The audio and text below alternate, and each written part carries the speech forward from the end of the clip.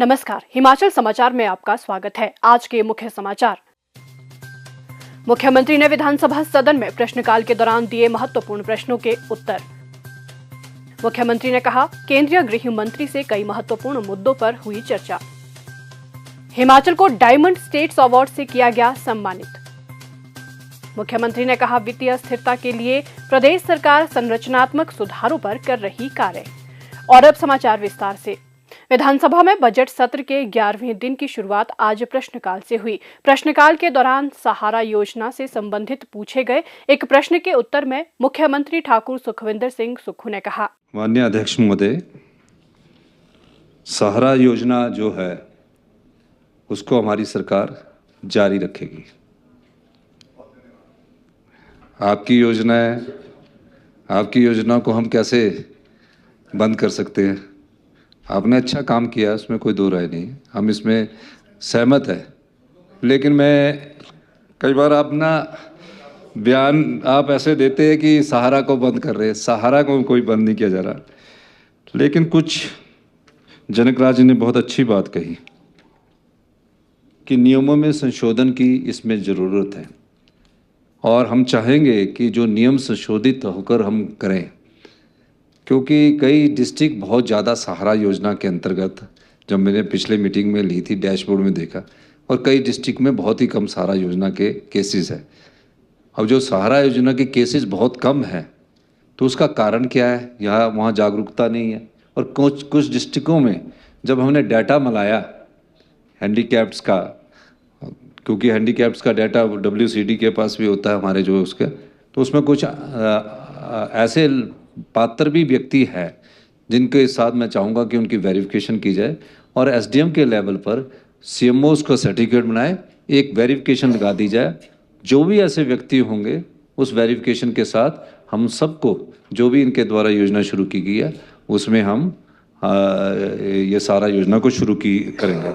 और जो सहारा के पैसों की बात है, अध्यक्ष महोदय, मैं बताना चाहता हूँ कि हमारी सरकार बनने के बाद से हमने 140 करोड़ रुपये इसमें जारी किए हैं। कुछ पेंडेंसी है, और मेरा ये मानना है कि इनकी जो योजना में जो इनके पैसे रिलीज करने की बात है, वो सारे पैसे भी हम इनके रिलीज कर देंगे। और आपको ये आश्वासन देना चाहते हैं माननीय अध्यक्ष महोदय कि कहीं ना कहीं कुछ ऐसे आंकड़े हमारे पास आए, जो मैं आंकड़े अभी रखना नहीं चाहता, पर ऐसा कोई भी पेशेंट जो डेथ बेड पर होगा, या बिस्तर पर लेटा होगा, या कहीं चलने लायक नहीं होगा, या कैंसर वाला जो आपने बताया, जो भी जिन्होंने बताया, उन सबको सहारा योजना के अंतर्गत लाभ मिलता रहेगा। पिंजौर बद्दी नालागढ़ राष्ट्रीय उच्च मार्ग निर्माण से संबंधित पूछे गए एक प्रश्न के उत्तर में मुख्यमंत्री ठाकुर सुखविंदर सिंह सुक्खू ने कहा, बद्दी से नालागढ़ से पिंजौर बद्दी वाला काफ़ी समय से अटका पड़ा है, और सारी इंडस्ट्री इससे परेशान है, इसमें कोई दो राय नहीं है।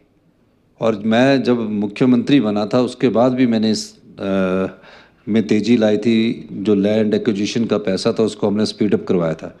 लेकिन वहाँ जो काम है वो बहुत धीमी गति से चला हुआ है, और सबसे ज़्यादा रेवेन्यू NHI को अगर किसी रोड से आ सकता है तो वो बद्दी नालागढ़ वाला रोड है, पिंजौर वाला। हरियाणा से भी वो तेज़ स्पीड अप काम हो रहा है। तो मैं चाहूँगा कि इस मामले में मैं खुद मंत्री जी से भी बात करूँगा, और मैं खुद इसकी बैठक करके माननीय सामान्य सदस्य को भी बुलाऊंगा, दोनों को सदस्यों को भी बुलाऊंगा। और इस दृष्टि से हमारी सरकार आने वाले समय में एक टाइम बाउंड पीरियड फिक्स करेगी। अगर नहीं होता तो NHI की तो ये 5 साल से तो ये चल रहा है। अभी पेनल्टी क्लॉज क्या लगा है, क्यों नहीं हो पा रहा है? हम पीछे नितिन गडकरी जी की बैठक में गए थे, उसमें उन्होंने पूछा क्यों नहीं हो पा रहा। इतने साल से ये चला हुआ प्रोजेक्ट है, और धीरे धीरे चला हुआ। इस पूरी दृष्टिकोण से हम इसकी आगे अपने जो है एक्सपर्ट इंजीनियर्स है ENC के रूम में हम उनको भेजेंगे भी और स्पीड अप कराएंगे। मुख्यमंत्री ठाकुर सुखविंदर सिंह सुक्खू ने आज शिमला में पत्रकारों से अनौपचारिक बातचीत में कहा कि उन्होंने हाल ही में अपने नई दिल्ली प्रवास के दौरान केंद्रीय गृह मंत्री श्री अमित शाह से भेंट कर कई महत्वपूर्ण मुद्दों पर चर्चा की। उन्होंने गृह मंत्री से वर्ष 2023-24 में प्राकृतिक आपदा के एवज में 9,042 करोड़ रुपए की पोस्ट डिजास्टर नीड असेसमेंट को शीघ्र जारी करने का अनुरोध किया। मुख्यमंत्री ने कहा कि गृह मंत्री ने उन्हें आश्वासन दिया कि वे जल्द से इस बारे में कार्रवाई करेंगे। मैं अमित शाह जी से मुलाकात हुई, कई मुद्दों पर चर्चा हुई और निश्चित तौर पर PDNA जो पोस्ट डिजास्टर नीड असेसमेंट है जो 2023-24 का है, उसके मामले में मैंने बात की और माननीय मंत्री जी से मैंने कहा कि 9,042 करोड़ का हमारा PDNA है, तो उस PDNA को जल्दी जारी कीजिए।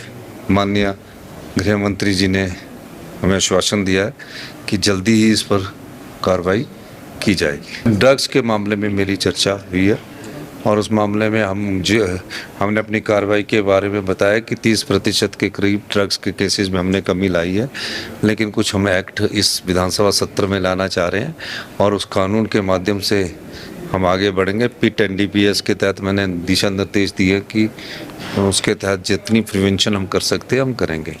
मुख्यमंत्री ठाकुर सुखविंदर सिंह सुक्खू के दूरदर्शी नेतृत्व में हिमाचल प्रदेश को उल्लेखनीय प्रगति के लिए डायमंड स्टेट्स अवार्ड से सम्मानित किया गया है। नेटवर्क 18 समूह द्वारा रविवार को नई दिल्ली में आयोजित डायमंड स्टेट समिट 2025 के दौरान मुख्यमंत्री को प्रतिष्ठित पुरस्कार से सम्मानित किया गया।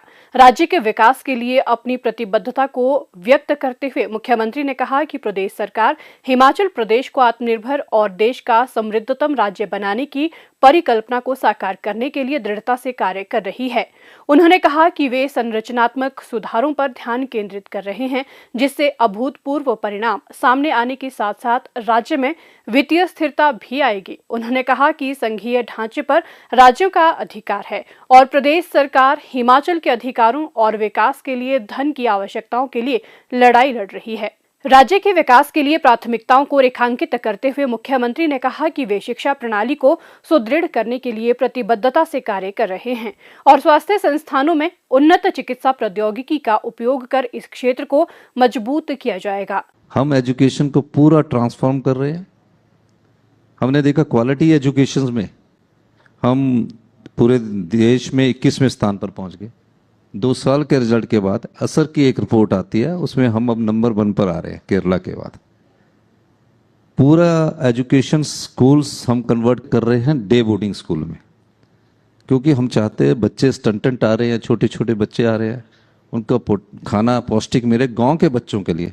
और तकरीबन 50 बीघे में हम स्कूल खोल रहे हैं। आने वाले 1 साल में अगले एकेडमिक सेशन में 10 स्कूलों में पढ़ाई शुरू हो जाएगी।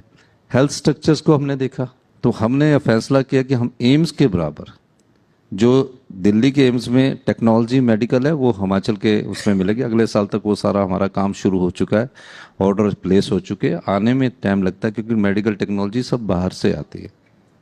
क्वालिटी एजुकेशन कैसी हो, क्वालिटी हेल्थ सिस्टम कैसा हो, क्वालिटी इंफ्रास्ट्रक्चर कैसी हो, क्वालिटी वाटर कैसे हो, क्वालिटी लाइट कैसे हो, ये हम अपने हिमाचल प्रदेश की जनता को देना चाहते हैं। राज्य में जल विद्युत क्षेत्र में अपार क्षमताएं विद्यमान हैं। हालांकि पहले इनमें राज्य के हितों की अनदेखी की गई और अब सरकार ने रॉयल्टी बढ़ाने और जल विद्युत परियोजनाओं को अपने अधीन लेने के लिए केंद्र के समक्ष मामला उठाया है। विजन 2027 के बारे में विस्तार से जानकारी देते हुए उन्होंने कहा कि हिमाचल प्रदेश शीघ्र ही हरित ऊर्जा राज्य के रूप में स्थापित होगा और इस दिशा में गंभीर प्रयास किए जा रहे हैं। हिमाचल समाचार देखने के लिए सब्सक्राइब करें यूट्यूब चैनल हिमाचल समाचार, लाइक करें Facebook page information and public relations department Himachal Pradesh और CMO हिमाचल, फॉलो करें @DPRHP और CMO हिमाचल, फॉलो करें इंस्टाग्राम @DIPR हिमाचल और CMO हिमाचल, विजिट करें वेबसाइट www.himachalpr.gov.in।